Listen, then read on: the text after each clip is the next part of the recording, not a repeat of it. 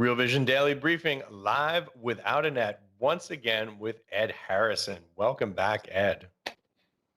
Yes, thank you, Ash. Good to talk to you. Good to talk to you as well. Ed, we were talking off camera a little bit about oil, about price action, of course, about the Fed meeting coming up later this week. What are you looking at? How are you thinking about these markets right now? Yeah, I'm thinking about them as pretty slow. I mean, the price action today was relatively weak across different markets because people are basically waiting for the Fed. We digested a lot of data in terms of inflation, first and foremost, but also in terms of jobs, in terms of other things like oil. And people are wanting to see what the Fed's going to say before they make any sort of drastic move. So when you look at the indices, they weren't very changed today. The things that I would note beyond the major indices are three things. One, we got the 10-year up to 149.4. We got WTI up to the highest it's been in 3 years at 71.11. That's where it's trading now. Brent's at 73.04.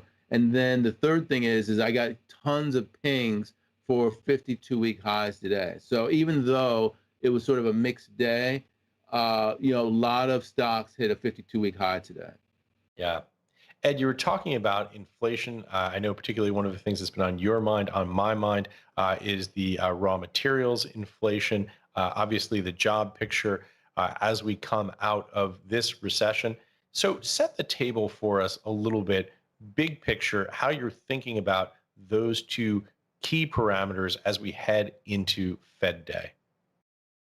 So I think that there are two or three things. One is the inflation numbers themselves and how, by the way, before I get into this, let me just say, because it just occurs to me, I was about to use the magic word. While we're speaking, every single time that you hear the word substantial progress or the word transitory, those are the two drinking words for today. If you're having some beers or cocktails or whatever. So just as an aside. That's So from Tom I Tom was about to comments, right? That's right. from This Tom is Tom for in the Tom comments. Tom, who's saying how many times are we going to hear those words? Just for you, Tom Tom, we're going to say them as much as possible. So um, the question in terms of inflation, first and foremost, is it transitory or not? That is the inflation that we're seeing now.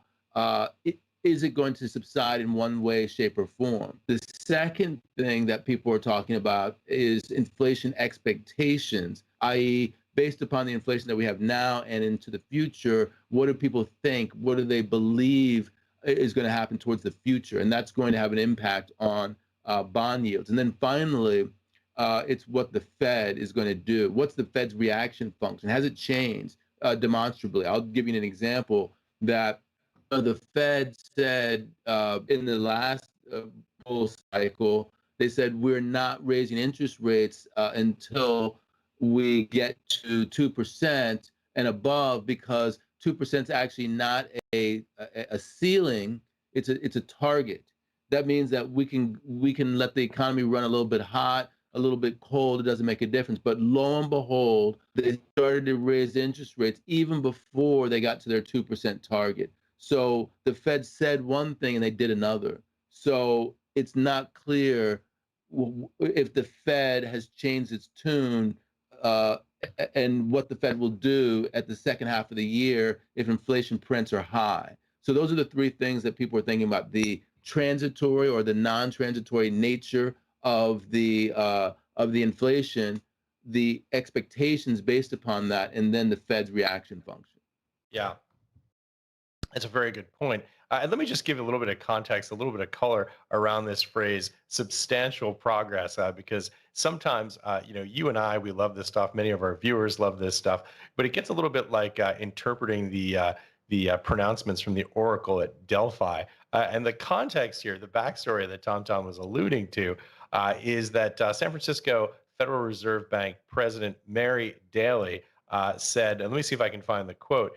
Effectively, she said, that it's not just the Fed must not just expect substantial progress; they must see substantial progress. So it really is this like this weird gaming of language. And I think if we were trying to like do the breakdown here, the 50,000 foot overview, basically what the San Francisco Federal Reserve Bank president is signaling is that there really needs to be very clear, very clear data that shows the economy heating up before the Fed is going to act. Basically, what they're saying, at least in my interpretation, and I'm very curious to hear yours, Ed, because you watch this much closer than I do. What they're basically saying is, don't expect us to move on rates until we really have to move on rates. Yeah, I mean, my interpretation, the interesting bit is what I'm thinking about is I'm thinking about the zero lower bound.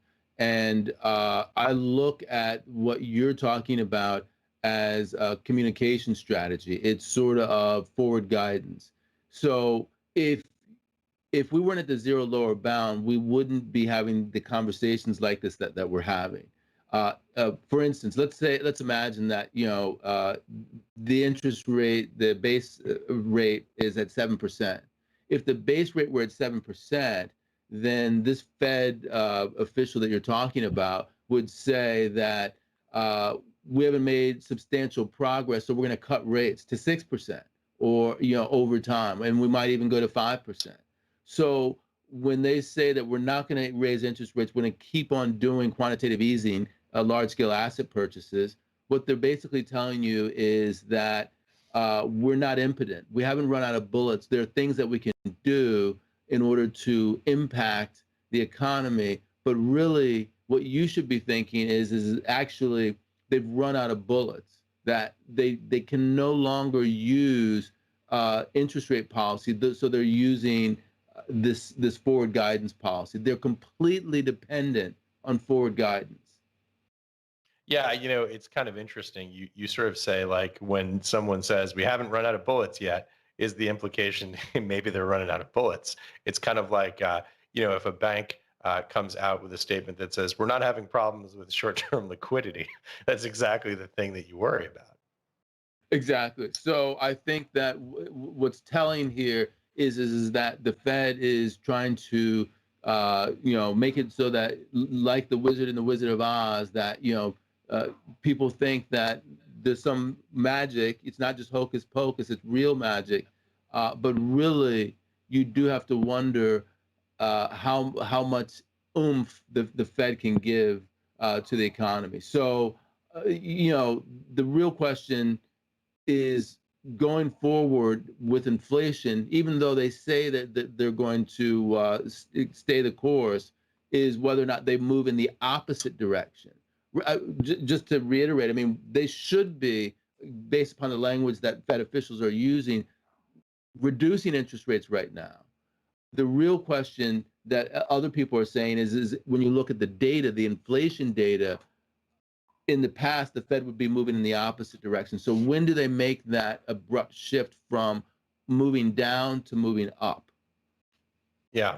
The other thing that you said that was really interesting that I wanted to come back to was it's a target, not a floor. It reminds me of Goodhart's law. When a measure becomes a target, it ceases to be a good measure. Tell us a little bit about what you mean by that statement. So there was the whole debate in the previous decade about whether or not the Fed was too hawkish, and the debate stemmed around this 2% inflation target. And a lot of people were saying, really the Fed's paradigm is that we're never going to allow inflation to go over 2%. As soon as it hits 2%, and then we see it at 2.1, 2.2%, we're going to step on the brakes.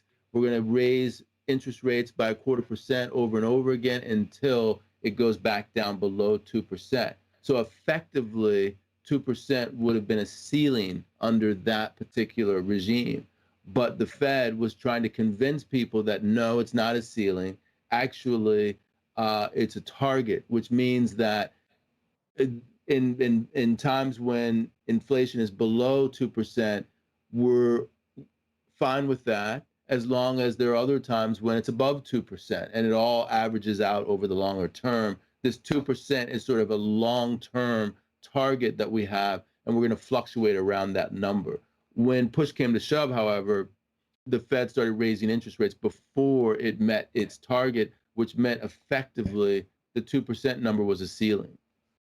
Yeah, and a whole lot of what we're doing right now, and I think what needs to be done, is parsing all of this Delphic language around Fed speak. Another way of saying that target, not a ceiling, is that the asymmetric framing, right? When you hear Fed officials or commentators who watch Fed officials talking about how there's going to be asymmetric targeting, meaning precisely what you just said. If the long-term rate is on average 2%, and it's been substantially below the 2% target for a long period of time.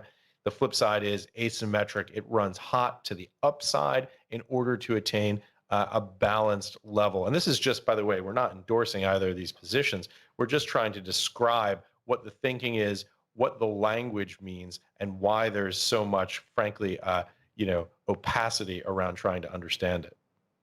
And again, the reason that this exists, the reason that there is this language, and we're parsing these things, is because we've hit the zero lower bound. I mean, at the end of the day, the reason that the Fed went to liftoff before it hit the 2% target was because they wanted to have the ability to cut rates when the economy went into the opposite direction. It's somewhat perverse, but raise the interest rate level as high as you can before the economy stalls, without causing the economy to stall, so that when it does stall, you are able to cut rates, because cutting rates is preferable to any sort of jawboning, which is what the Fed's doing now. Yeah, and also the flip side of that, the balance sheet expansion. Exactly. So I think that's where we are, in terms of the Fed. I think that it's just going to be interesting to see what they say. Obviously, they're going to probably go the course. They're going to continue. What I'm interested to see is the mix between Treasury securities and MBS, what they say about that mix. Because at present, we're talking $80 billion of QE in terms of Treasury securities, 40 billion of mortgage-backed securities, MBS. And we know that the mortgage market had been red hot. It's cooled off somewhat recently. Are they thinking about changing that mix down the line, or are they just going to continue with that same mix? It might be interesting if they make any sort of hint that if they were to reduce accommodation, the first thing they would do is change the mix of quantitative easing before they actually reduce the level. Explain, if you would, the significance of that balance between USTs and MBS. So in the great financial crisis, MBS, that was the locus of problems. And so the Fed, when they started quantitative easing, they were actually doing it in order to provide liquidity to the market. We don't have that problem now with mortgage-backed securities, but the Fed is still using the mortgage-backed security market in order to do its quantitative easing program. But at the same time, you have a mortgage market, a housing market, which is really robust in the United States. And so in terms of the mix of, on the one hand, Treasury bills or any sorts of treasuries, buying those versus, on the other hand, buying mortgage-backed securities, really you're sending a signal that you're supporting both markets. One market is very hot. The other one, really, maybe this is the one that we should be supporting more. So I think that there's been some talk about that, and it's not clear what the Fed's going to do, when they're going to do it. But at some point, there's a great possibility that any sort of tapering would happen with the mortgage-backed securities market. Yeah, I'm just looking here. I'm smiling because as I'm scrolling through the comments, I've seen one come up that says, "I'm starting to think Shiba coin makes more sense than the Fed." Not a good sign. I mean, they're between a rock and a hard place. I mean, this is one of the reasons that people are turning to fiscal policy, because Right. once you reach the zero lower bound, really it's small beer what you can do at the margin, jawboning the market, giving forward guidance, trying to steepen or flatten the yield curve, all these kinds of things. It's really not going to move the needle. That's why we see this massive deficit spending, not just in the United States, but in other countries. And so I think that's where we are. And ultimately, that's one of the reasons that people are worried about inflation. They're worried about inflation because, not because of the Fed, but rather because of fiscal policy. And ultimately, the Fed is there to offset that potentially. That's been their role in the past. The question is this the role that they're going to play in the future? And if not now, when would they shift, if in the future, to the role of the offset to the fiscal stimulus? Yeah. And one of the many reasons I enjoy doing these shows with you is that you bring it back to the big picture issues. You can bring in and pull in the daily news cycle, but to get the big picture, sometimes it's very easy when we're talking about this kinds of things for people to not be able to see the forest for the trees. But the point that you're making here, I think, is such an important one. This is all about what happens when you're stuck at the zero lower bound.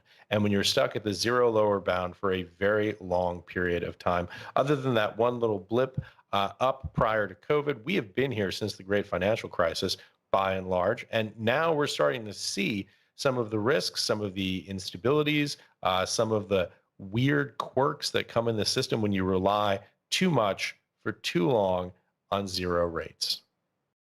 Yeah, and again, bonds. I'm looking at them now. 10-year U.S. 10 years at 149.9. That's relatively low by historical standards, and that is that's telling you that uh, with all the stimulus that we've provided to the market, the bond market's not screaming, we're off to the races. It's quite the opposite, and so it is somewhat of a precarious situation, and it'll be interesting to see how the Fed makes that out.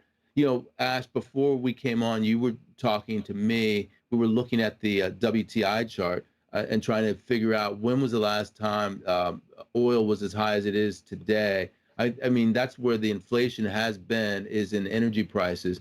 If you look at crude oil over, say, the last 5 years, look at a chart, there's only one period in that time that crude has been as high as it is now, and that was in 2018, in June through September of 2018. It got up to $73, $74 a barrel. You have to go all the way back to the shale revolution, before the shale revolution, but when oil was over this level. So, I mean, these are the highest levels that we've had in crude, pretty much except that brief period in 2018 for a good 7 years, Ash. Yeah, absolutely spot on in terms of energy. And I would add one other point to that, which is also raw materials. Look at the copper chart. Man, I'm looking right now at COMEX copper prices back to 1971 on the Macro Trends website. Uh, All-time high, ATH, as the crypto guys say, $4 and looks like 75 cents. This is going back before I was born. Yeah, that is amazing. So, what are we to make of that? Again, that's the $64,000 question. Whether it's transitory or not, we just don't know at this particular juncture. And then what's the Fed's reaction function to that? Of the three things that I talked about in the beginning, in terms of is it transitory or not, we don't know. We're not going to find out after the Fed talks. In terms of the Fed, we will find out more about the reaction function. I'm much more interested in MBS than anything else at this point. And then the third thing is, it does seem like inflation expectations have become subdued. And to me, that's a sign of weakness. You have to go to the politics, to the fiscal policy, to the global policy to understand why it might be that inflation expectations have come down. Because when you look at the ability to get legislation through to continue deficit spending on the fiscal level in the United States at a minimum, it doesn't look as good. And that means less growth, and that's more bullish for bonds. We had the G7 over the weekend, and that didn't seem like it was a huge breakthrough. There was a lot of talk at the margin about uh, getting tough on China, but by and large, there was nothing there from a coordinated perspective that made you think, okay, we're off to the races. They're doing something special. So I think that bond markets are signaling that really we've gotten this lift, this reopening lift, but they need to see more to think that this is something that has.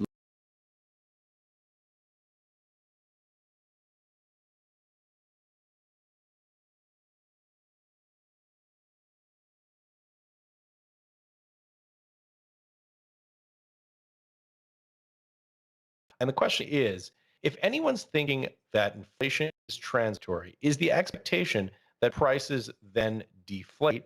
If not, and most people are paycheck to paycheck still, isn't transitory inflation still a big problem? So, really, two questions there from Prius Omega, both of which are topics that you and I have discussed extensively. The first is inflation versus deflation, and the second is, won't transitory inflation still cause real pain in the lives of American workers? Yeah, so taking the first, I think there are two parts to the first. That is asset price inflation, and then especially debt-backed asset price inflation, and then non-asset price inflation. So CPI. Um, I think if you have deflation of goods and services, that's one thing. But if you have deflation of asset prices, for instance, we've had a lot of house price inflation, then that's problematic, especially to the degree that that's a levered asset. So really, deflation could be negative in this scenario. But no one's necessarily saying that you're going to get deflation. It could be that you just have a one-time step change up to a certain level, and then uh, and then that's it. So it's transitory inflation because it went up, and then it stayed at that level and went up, at the 2% level that the Fed wants it to go up going forward.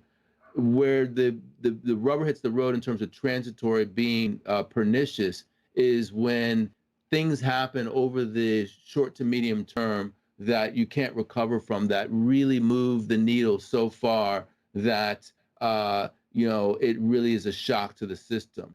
House prices going up 30-40%, that could be a shock to the system.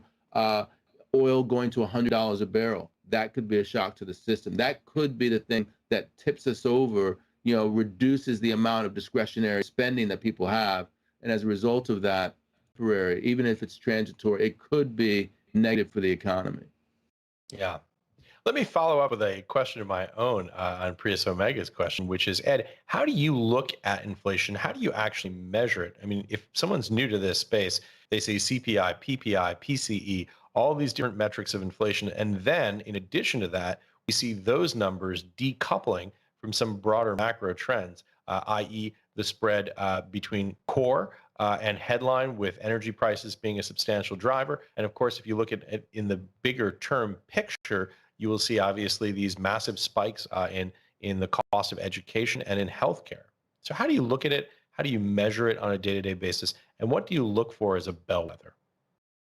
Yeah, I mean, it's a good question. I wish I had the answer, especially now when there's so many cross currents that are happening. I mean, Yeah. the one thing I can say is that your inflation is different than my inflation. My inflation is different than my mother's inflation. She uses doctors a lot more often, uses the healthcare system more often. So healthcare inflation is more important for her. I have a son who's in school, so education potentially is more important for me. Some people drive, so every individual has a different measure of inflation for them as an individual. But in terms of where we are and thinking about whether or not this is a temporary phase, there are lots of different measures. There's the trim mean inflation. In order to take a look at inflation only here, you can cut out certain things like food and energy, which are very variable, and look at the core measure. Or you can take all the things that are going up ridiculous amounts, uh, and cut them out and see what the underlying trend is. But that's what people are really trying to do. What they're trying to say is when you take away the things that are fluctuating in ways that are meaningless, the noise, what's the underlying trend underneath, and how long lasting is that trend? And from what I can tell, for the average consumer, the trend is towards more higher prices and elevation of prices that we haven't seen in quite some time. So definitely over 2% for core and for many other measures. There are one or two, like trimmed mean, I believe, which are benign, but this is why people are worried. Ed, you know why my inflation is so brutal? Because Why? I'm a New York City bachelor who works like 14 hours a day. So like an incredibly disgusting percentage of my paycheck goes to Seamless Web, to Postmates, to Grubhub, right? Because it's all the food price inflation that we're seeing. And one of the things that we're seeing is even within food price inflation, I don't have the chart in front of me, but I was reading about this last week, I believe, is that within food price inflation, there is a bifurcation, another drinking term for us. There's this bifurcation between prepared foods, which is basically what I consume, that's restaurants and delivery services, and groceries that are, at what you would see at your local supermarket. So again, your inflation and my inflation, very different. And I'm getting whacked. Zero question. I'm looking at trimmed mean as you say that, and this is I believe it's a Dallas number or Federal Reserve Bank of Dallas. There's nothing happening there. It's up and down. There's no discernible price signal. So again, we're in unprecedented waters in terms of the pandemic and coming back from it. Nothing that's happening in the data that we've seen so far is giving us a clear indication of what to expect going forward. So it still is very much up in the air as to whether this is for our friend who was talking about the drinking games. It's transitory or not. There's another drink for you there. What do they do? How do they calculate the trimmed mean? It's basically they take PCE and then they whack it up into quartiles or quintiles and they slice off the top and bottom and then take a moving average of that trim. Exactly. I believe that's exactly how it is. It's a proxy for true core PCE inflation. Right. By the way, I think we literally have the only show rolling right now where people are just like looking at charts, right? We actually just like, I don't know, let's look it up. Okay, so here we go. Here's a question that comes to us from Lewis G. My question for the panel: for a younger investor, is there any point in holding bonds in a portfolio? Is the 60-40 portfolio dead, Ed? I don't think it is. I mean, as we can see, there's massive convexity. The 10-year in the U.S. is still yielding 70 basis points more than the UK. So you can definitely get some returns there. And then, of course, you have high yield bonds, which are yielding 4%. I wouldn't necessarily call that high yield, but there's certainly some benefit from having that in your portfolio. Interestingly, I would point out that Martin Wolf, he did something on defined benefit and defined contribution plans over at the Financial Times earlier today or on Sunday, and he was talking about UK pension schemes and how overly bond heavy they are and why they've underperformed as a result of that. So that's something to check out if you're interested in that. But to your basic question, I would say, 60-40 is dead, but bonds still have a place in everyone's portfolio. So let me play devil's advocate here and throw this pitch out to you, and you tell me what you think. So what about the argument that says, look, this inverse relationship between U.S. Equity markets and the bond market is something that has held for decades and decades now, but there's no guarantee that it continues to hold in the future. One time when it broke down, obviously, notably, was in the 1970s with stagflation, that we may be with, unconventional monetary policy, setting ourselves up potentially, just potentially, for a time where that correlation doesn't hold and you don't get the protection when we're at or near the zero bound, and that rates are just so low across the curve? I think when we look within the cycle versus over the cycle or over the cycles multiple, it's interesting to look at that because at a cyclical moment, at the cyclical trough, bonds are doing well where stocks are not, and so there's that offset.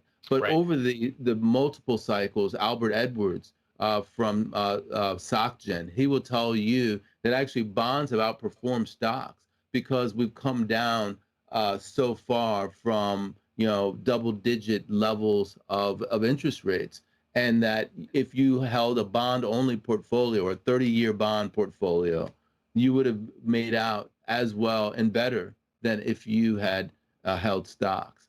So they have actually been moving in concert. It's actually, you could say, a causality that because the discount rates have been coming down, it's given an extra boost to the stock market. And so they've been moving in concert across different business cycles as a result of that.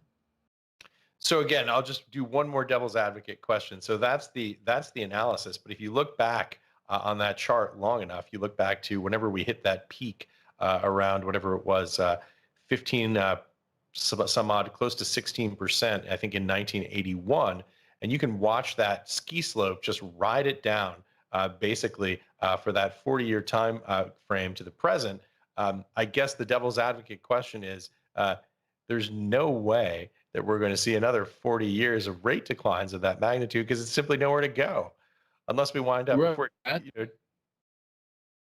Well, we'll see once the Chinese get in there with their central bank digital currency. Maybe they'll use that to have the deeply negative interest rates that people like Ken Rogoff talk about. Instead of having -1% like the Germans have had, they can go to -7 or -10%, and so you can therefore benefit. Who knows what these guys will come up with? I mean, 1,000 basis points below zero, and we're going to be paying for groceries with shotgun shells and Krugerrand.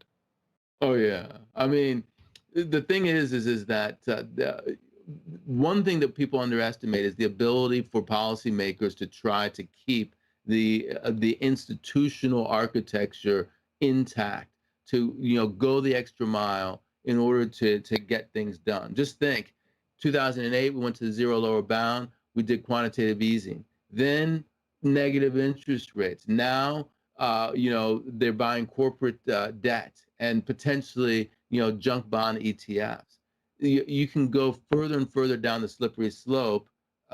You never know what they're going to come up with next. Yeah, look, I'm kidding clearly on the shells and Krugerrand, but like there is the risk that people start to completely freak out and panic. I mean, look, we've just come out of a crisis where there was no toilet paper on the shelves. What happens to the sort of the animal spirits if you see rates that low, that far below zero? I mean, it's Well, hard to even understand the cost of money. well, obviously, this is what people in the crypto markets are all about. I mean, Right. they're all about escaping fiat money because the specter of taking it the extra mile is so palpable that they'd rather be in crypto as this happens. Yeah, that's exactly right. One of the questions that came into us, and I can't find it right now, basically said, "Hey, can we talk about what's happening in the crypto space?" Obviously, Bitcoin's had a pretty good run here, trading at just below 40,000, 39,820. Interesting comments today from Paul Tudor Jones talking about precisely this inflation hedging, or the reverse of this, price instability, I guess you could say. And talking about basically wanting an allocation that potentially is as high as 5% Bitcoin. Yeah, what's interesting, I'm looking at some charts, and I talked to Raul about this on Friday. This Bitcoin Ether trade, where over the last 7 days now, Bitcoin has outperformed as a result of what happened after Elon Musk said, actually, no, I'm not so negative on Bitcoin. I mean, that's what precipitated this move. and Ethereum is down 6% over the last 7 days, whereas Bitcoin's up 12.26%. I've been looking at 40,000 as sort of like a level where it looks interesting from a technical perspective, meaning that I think that's the level at which point the negative, the drawdown that we saw from 64, it has now been erased. You know, we went below 32, almost touched 31 twice. The second low was slightly higher than the first low in Bitcoin. And now here we are almost to that level, the 40,000 level. If we can consolidate above that level, I think people will start to say, okay, we had a 40, 45, 50% drawdown, and now we're back in business. I think that's the sort of thing that you need in order to move to the next level, to get some momentum behind the asset class. Yeah. I'm looking at purely from a momentum perspective. I'm not talking in terms of intrinsic value or network effects or anything like that. Yeah. Let me throw one out to you because I think this is a really important question, particularly for people who are just starting to get their heads around some of these topics that we're talking about here today. This one comes to us from Harrison Lindsay. As a total newbie, can you quickly explain bullish for bonds? Does that refer to yields or prices? Yeah, bullish for bonds refers to prices. Bullish is always about the price. And since bond yields and price move in opposite directions, that means prices going up and yields going down. Yeah, and the reason that prices and yields move in different directions is because you're bidding in the secondary market for existing float of bonds, and so if you're paying more, definitionally as like an accounting identity, it pushes down the yield because you're paying more money and receiving less back in interest payments on a yield to maturity basis.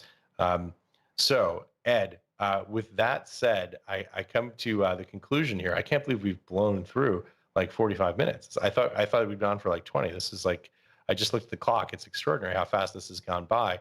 So I just wanted to get some final thoughts from you, final takeaways from all of these points we've discussed here today. Yeah, so I think I'm looking at one of the commenters on YouTube, CG, talking about the 10-year coming to 3%. Ultimately, I think that there's a range of outcomes that are so-called Goldilocks outcomes, and then there's a Scylla and Charybdis on both sides. When we get to 1.4% on the 10-year, people start to panic and think that it's a harbinger of a bad economy. When we get to 2% and above, then people start to wonder, is the discount rate already, and remember, that's a low number by historical standards, is it already so high that it's going to really kill off the highest of high flyers in the risk on space, you know, the Teslas of the world and so forth. So I think that, you know, it's navigating that very narrow channel that says that yields are not too low and they're not too high. The economy is going just well enough without too much inflation. That's only transitory. That's the only channel I think that works, that people are comfortable with. And there are a lot of risks on either side of those equations. So I think that's where we are right now. And part of that is looking to see what the Fed's reaction function is.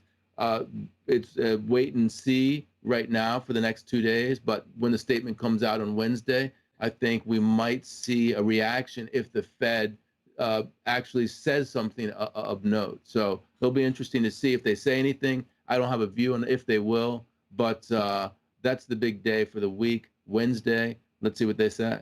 And you and I will be here to cover it. We will, and I think that we'll have Hollywood Jack Farley with us as well. Fantastic. So until then, we leave you sailing between the Scylla and Charybdis. Definitely. Ed, thanks for joining us. Thanks for watching, everyone.